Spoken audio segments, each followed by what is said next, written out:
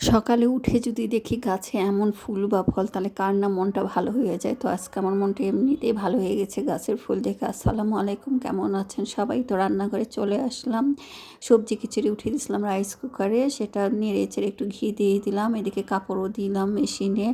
মানে শুক্রবারের দিন কাজ দেরিতে শুরু করি, তাই কাজও দেরিতে শুরু হয়, সব কিছু শেষ হতে চায় না, মানে এভাবেই চলে যায়। একটু অলসতা, বাসায় সবাই থাকলে যা হয়।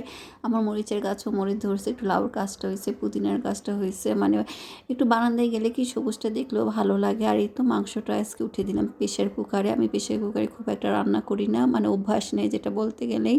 একটু কষিয়ে টষে একটু দাঁড়াই থেকে রান্না করি দেখে তো দিয়ে দিলাম। যে গ্যাসের দাম আর গ্যাসও পাওয়া যাচ্ছে না, যেহেতু সিলিন্ডার গ্যাস, ওই জন্য ভাবলাম যে এখন থেকে প্রেসার কুকারে রান্না করা শিখবো, অভ্যাস করব। তো মাংসটা দিয়ে দিলাম, তারপরে মাংসের প্রথম পানিটা কিন্তু আমি জালে আগে মরে ফেলছি জাল দিয়ে, তারপর দিয়ে দেবো কষানোর পানি। আর এই তো রসুনটাও দিয়ে দিলাম, এখন আলুটাও দিয়ে উঠিয়ে দেবো, হালকা করে পানি সেচ দেবো, দেখি কতটুকু কেমন করে রান্না করলে মজা হয় সেটাই দেখব। আমার বেশিরভাগ প্রেসার কুকারে 2-1 বার রান্না করছি, তাও মাংসটা বেশি নরম হয়ে যায় কিংবা মানে গলে যায় কিংবা পানি বেশি হয়। তো আজকে হালকা পানি দিয়ে দাঁড়িয়ে থেকে রান্না করলাম। এদিকে ফুলকপির কোরমা রান্না করব, ওই জন্য ঘিয়ের মধ্যে একটু ফুলকপিটা ভেজে নিলাম। আর এদিকে বেরেস্তাও করে নিচ্ছে একদিকে, কারণ পোলাও টোলা এগুলোর সাথে এই যে ফুলকপির কোরমা বা দোলমা যেটাই বলেন সেগুলোর সাথে বেরেস্তা হলে ভালো লাগে। আর ওরা বেরেস্তাটাতে এমনি খুব মজা করে খায়। আমি কিন্তু ছোটোবেলাতে ভেজা বেরেস্তা খেতে পারতাম না, মানে গাটা গুলাতো ঘাততো। তো এখন পোলাও দিয়ে দিলে আমি পোলাওটা বেরেস্তা সরে তারপরে খেতাম, এখন আর ভালোই লাগে। মানে যখন যেটা খেতে নিষেধ হবে তখন সেটার প্রতি মোহ বেশি হয়, তেল চর্বি মিষ্টি এগুলো খাবারের প্রতি বেশি। এখন টানার আগে আমি মাংসের তেল খুব একটা খেতাম না, শুধু সলিড মাংস 1 থেকে 2 টুকরা খেয়ে ভাতটা খেয়ে নিতাম। আর এখন হাড় হুড্ডি তেলালা মাংসই ভালো লাগে। এদিকে আমি পোলাওয়ের চালটা ভেজে নেব। আর আমার আব্বা আমাদের পরিবারের সবাই বলতো চালের ভাজার উপরে নাকি পোলাও স্বাদ। এখনকার আমরা তো খুব একটা ভাজি না, হালকা ভেজে নাহলে গরম পানির মধ্যে পোলাওয়ের চালটা দিয়ে দেয়। তো এখন আমি একটু একটু করে ভাজাও করি। তো পোলাওয়ের চালটা একটু ভালো করে ভাজবো, ঝুরঝুরা করে, যতক্ষণ না ঝুরঝুরা হবে ভেজে নিচ্ছি। নেওয়ার পরেই তো গরম পানি দিয়ে দিলাম, এটা রাইস কুকারে উঠিয়ে দেবো। আমি পরিমাণ মতো পানি দিয়ে দিলাম, কয়েকটা কাঁচামরিচের টুকরা আর লবণ দিয়ে উঠিয়ে দেবো। যেহেতু রান্না হওয়ার পর ঘি, আজকে ঘিময় সব কিছুতেই ঘি, আজকে সারাটা দিনই খালি ঘি দিয়ে খাচ্ছি। মানে শুরুটা হয়েছে ঘি দিয়ে, খিচুড়ির মধ্যে ঘি, আর এই তো দুপুরে রান্নাগুলোর মধ্যে ঘি। আর একটু গুঁড়া দুধও দিয়ে দিলাম, গরুর দুধ থাকলেও দিলে ভালো হয়। আর এই তো হয়ে যাচ্ছে, পোলাওটা বলক উঠলে হয়ে যাবে। আমি ঢাকনা এখন দিব না, পরে দিব, কারণ এখন বলক উঠে পড়ে যাওয়ার সম্ভাবনা থাকে। বলকটা আগে ভালো করে উঠে এদিকে বেগুন ভাজি করে নিচ্ছে। আমার মেয়েটা মাঝে মাঝে রান্নাঘরে আসে উকি দেয়, আর কিছু না কিছু করার হাতে ভাজি ভুজি ভালো হয়।